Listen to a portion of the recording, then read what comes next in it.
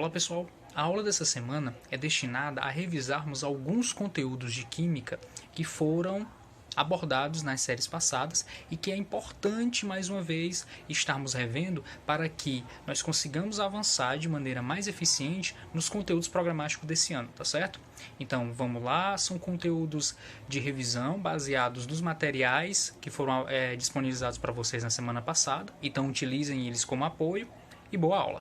Bom, o primeiro ponto que iremos ver na nossa aula, resumidamente, será a lei das conservações das massas. Em segundo, lei das proporções constantes de Proust. Em terceiro, balanceamento de reações. Em quarto, processo exotérmico e endotérmico. E, por fim, variação de entalpia de uma transformação. Agora vamos iniciar nossa discussão sobre lei da conservação das massas. A lei da conservação das massas, ou Lei de Lavoisier, foi proposta pelo químico Lavoisier, um químico francês, e ela estabelece que num recipiente fechado, a soma das massas dos reagentes é igual à soma das massas dos produtos. Vamos trabalhar com um exemplo para esse conceito ficar mais fácil de ser entendido. Vamos utilizar aqui a reação de formação da água, certo? A formação da água, ela ocorre por meio da reação entre 2 mols de hidrogênio reagindo com 1 mol de oxigênio vai produzir 2 mols de água.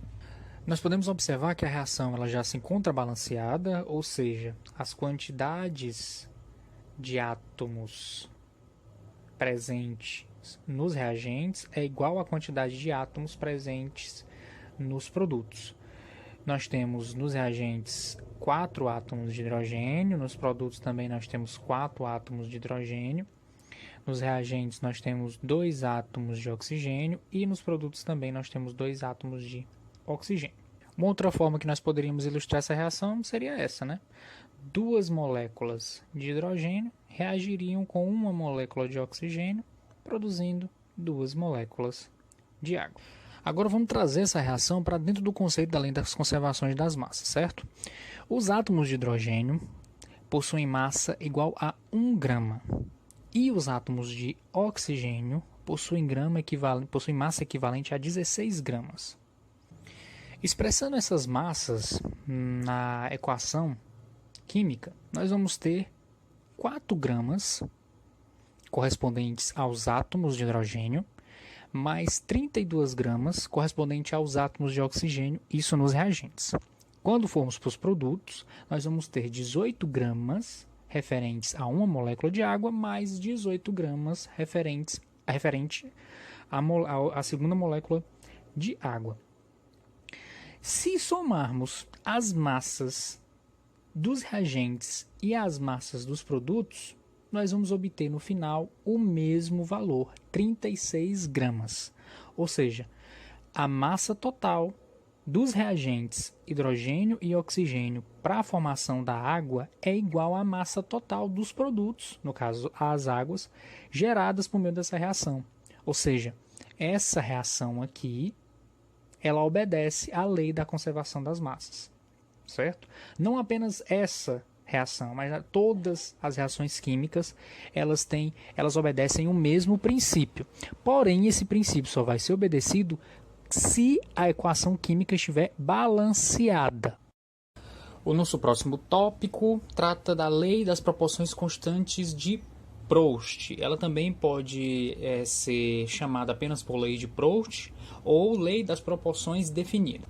Essa lei foi desenvolvida pelo químico francês Louis Proust e ela diz que uma determinada substância composta é formada por substâncias simples unidas sempre na mesma proporção de massa. Vamos utilizar a água como exemplo para aplicação dessa lei. Nessa tabela que vocês podem ver, nós temos 4 colunas, certo? Uma indicando massa de água, a segunda massa de hidrogênio, a terceira massa de oxigênio e a razão entre massa de hidrogênio e oxigênio, tá certo? Nós temos 3 exemplos de massa para a água, 4,5 gramas, 9 gramas e 18 gramas de água. Em cada massa dessa de água existe uma proporção específica de hidrogênio e oxigênio. Como sabemos, a água ela é formada por 2 átomos de hidrogênio e 1 átomo de oxigênio. E quando nós analisamos a tabela, nós vemos que Em uma massa de 4,5 gramas de água, existem 0,5 gramas de hidrogênio e 4,0 gramas de oxigênio. Em 9 gramas de água, nós temos 1 grama de hidrogênio e 8 gramas de oxigênio. Em 18 gramas de água, nós temos 2 gramas de hidrogênio e 16 gramas de oxigênio. Agora, quando nós aplicamos a lei de Proust, nós vemos que temos um termo em comum para essas três diferentes massas de água. Ao fazer a razão de massa de hidrogênio por massa de oxigênio, para os três exemplos, nós obtemos uma proporção, uma razão, um valor que é igual para os três valores de massa de água, que é 1 sobre 8, certo? E esse valor, ele se repete para os três exemplos de massa. Ou seja, independente da quantidade de massa de uma substância, a razão entre a massa, ou a proporção, podemos também chamar assim, de átomos que compõem aquela molécula, sempre vai seguir uma proporção definida. No caso da molécula de água, é 1 sobre 8. Isso se aplica a todas as outras substâncias, tá certo? Essa lei ela é geral e todas as substâncias obedecem à lei de Proust. Dando continuidade, vamos revisar agora o que é balanceamento de reação. Balanceamento de reação química é um método utilizado em química para determinar a quantidade de matéria de cada uma das substâncias participantes da reação, bem como estabelecer as proporções existentes entre os componentes. Existem diferentes métodos de balanceamento, tá certo? Mas nessa aula de hoje nós vamos utilizar o balanceamento por tentativa, que é um dos mais utilizados devido à praticidade dele. Mas antes disso, eu queria trazer para vocês um exemplo e para relembrar um fator que é importante, tá certo? Pode ser que alguns lembrem e outros não. Vamos pegar o exemplo da formação do cloreto de magnésio.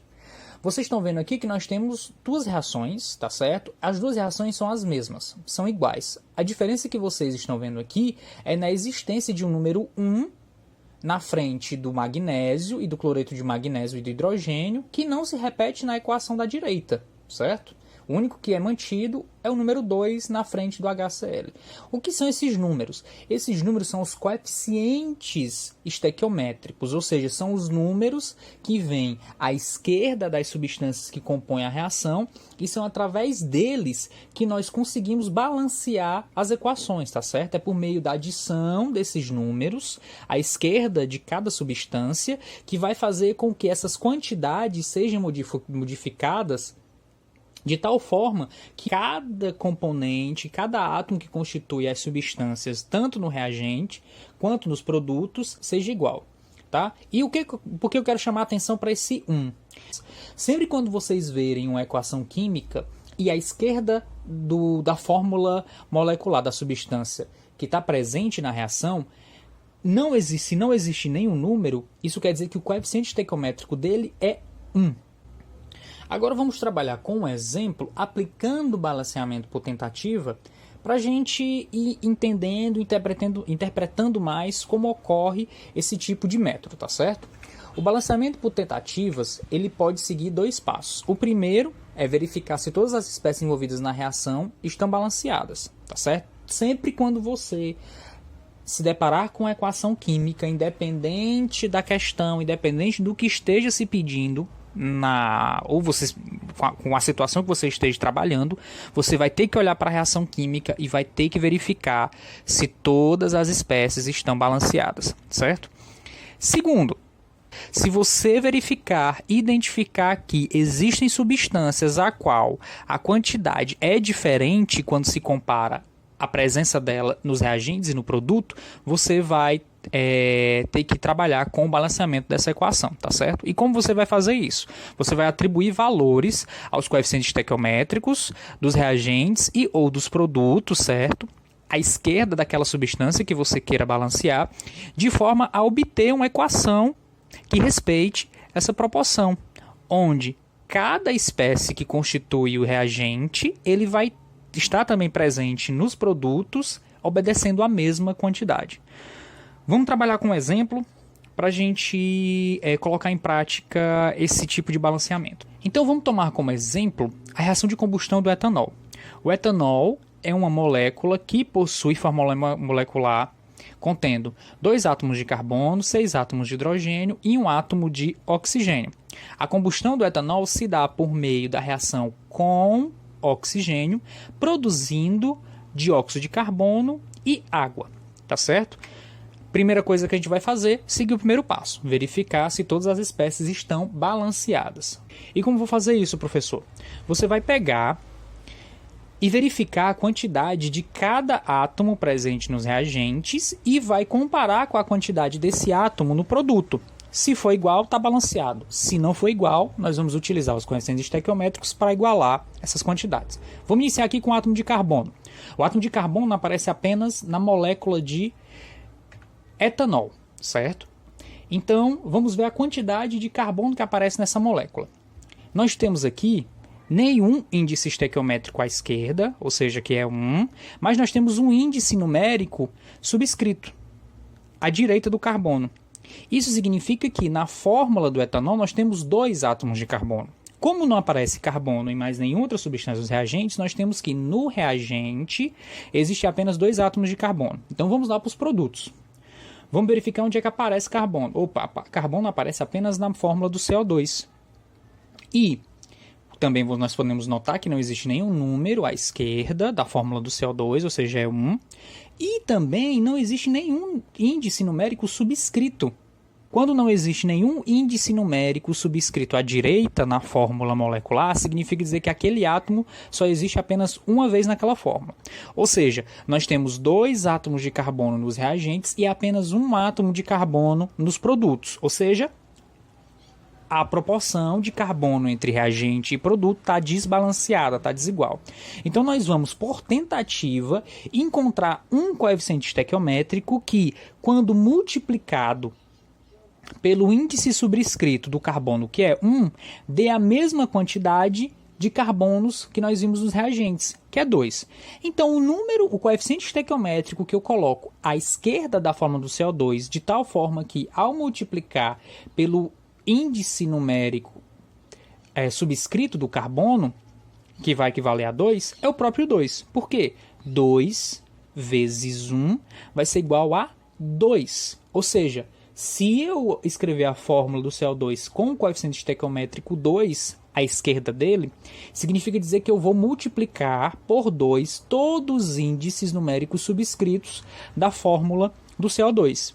Então, nessa notação aqui, eu tenho 2 átomos de carbono, porque eu tenho 2 vezes 1, e 4 átomos de oxigênio, porque eu tenho 2 vezes 2. Então, sempre quando eu colocar um coeficiente estequiométrico, por lei, ele vai multiplicar todos os átomos presentes na fórmula molecular, certo? Então, beleza, professor. Então, a gente conseguiu balancear o carbono e a gente alterou também uma quantidade aqui de oxigênio. Nós precisamos mexer nisso aqui? Calma. Nós estamos indo com carbono, certo? Agora vamos analisar o outro átomo que aparece na sequência, que seria o hidrogênio, certo? Vamos voltar aqui para os reagentes e vamos ver a quantidade de hidrogênios que aparecem nos reagentes. O hidrogênio só aparece na fórmula do etanol também, assim como o carbono, e ele aparece 6 vezes. Não tem hidrogênio na fórmula do CO2, então eu vou para outra molécula, que é a água. Olha aí, a água apresenta hidrogênio na sua fórmula.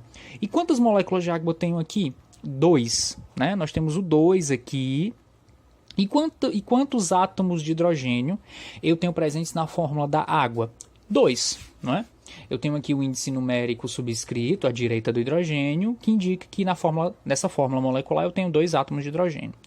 Está desbalanceado, não é? Eu tenho 6 átomos de hidrogênio nos reagentes e apenas 2 nos produtos. Então, eu também vou ter que adicionar um coeficiente estequiométrico à esquerda da fórmula da água, de tal forma que esse coeficiente estequiométrico, ao multiplicar o índice subscrito à direita do hidrogênio na fórmula da água, também corresponda a 6. O produto corresponda a 6.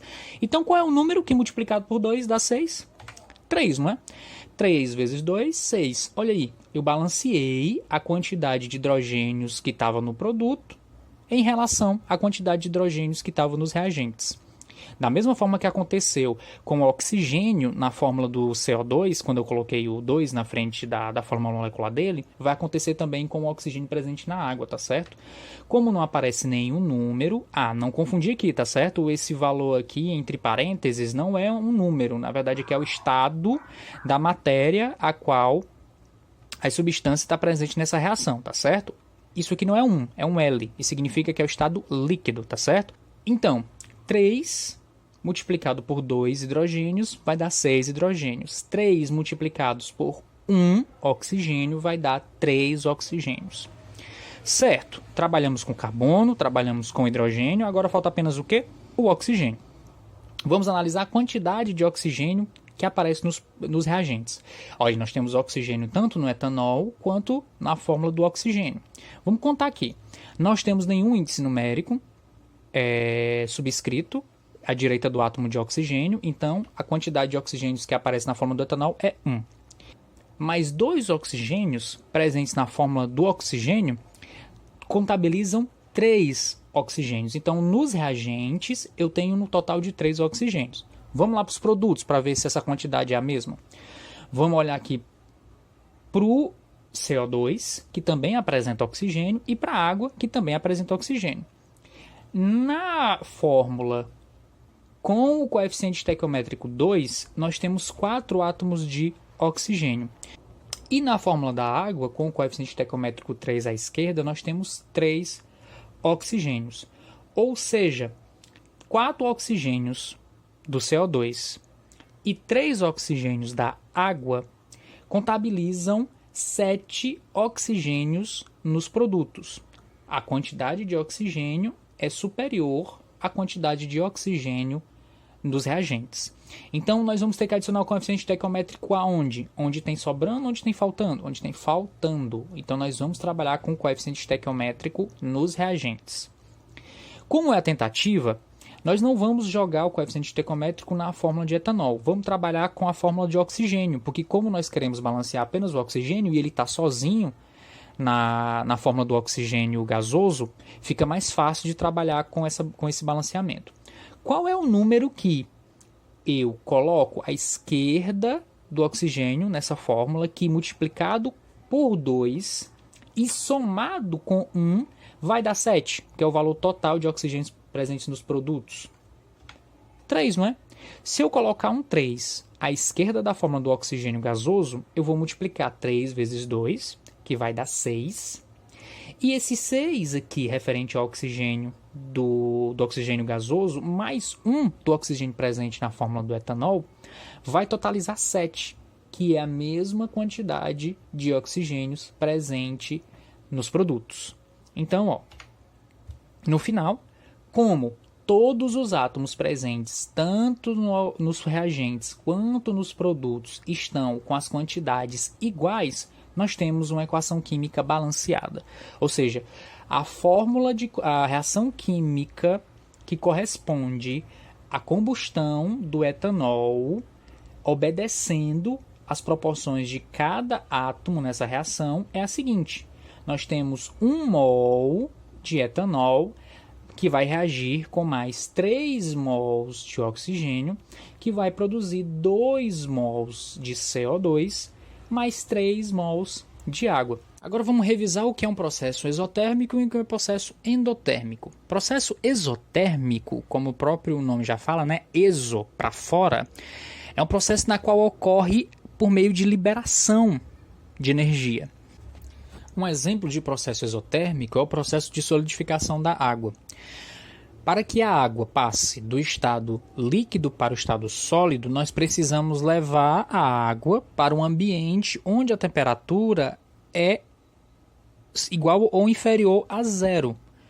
Quando nós fazemos isso, nós possibilitamos que o ambiente que tem temperatura abaixo de 0 extraia calor, extraia energia da água, de tal forma que a água vai modificar o seu estado físico indo do líquido para o sólido.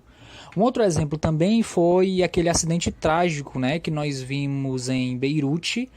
Até então é suposto que esse acidente, né, ocorreu por meio do condicionamento indevido de nitrato de amônia, que é utilizado como fertilizante, porém é uma substância altamente explosiva. Infelizmente, o condicionamento indevido de uma quantidade muito grande, né, num dos portos lá de Beirute, acabou por provocar esse acidente aí infeliz, né? E nós podemos ver na imagem que a explosão foi tão forte, de tal forma que a energia liberada acabou por destruir tudo que estava ao redor, num raio até bastante grande do epicentro da explosão. Então, vocês podem notar como é importante nós entendermos como ocorrem esses processos e como cada substância se comporta, né?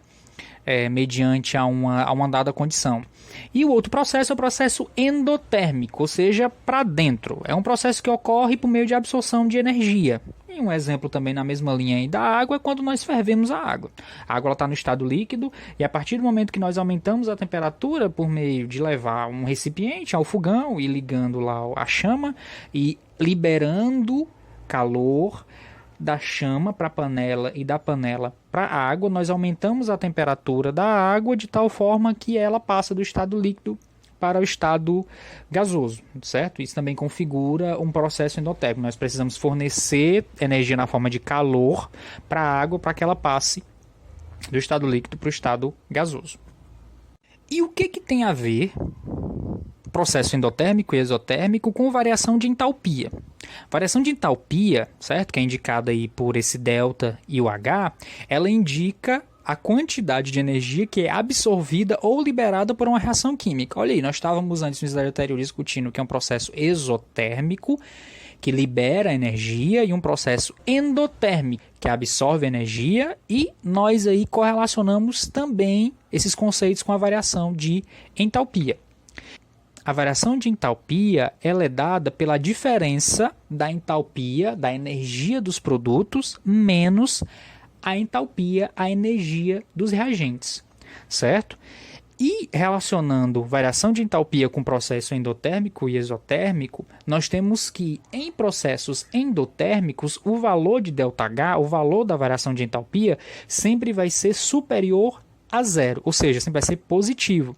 E em processos exotérmicos, a variação de entalpia ela vai ser o valor vai ser abaixo de zero, ou seja, os valores de ΔH para processos exotérmicos vão ser negativos. Pronto, pessoal. Espero que a aula tenha sido proveitosa, tá certo? Não se prendam apenas a esse vídeo e ao material de resumo disponibilizado na semana passada. Procure outras fontes de consulta e qualquer dúvida que vocês tiverem, podem me procurar nas redes sociais disponibilizadas na escola para nós batermos papos e tirarmos qualquer possível dúvida, tá certo? Um grande abraço e até mais.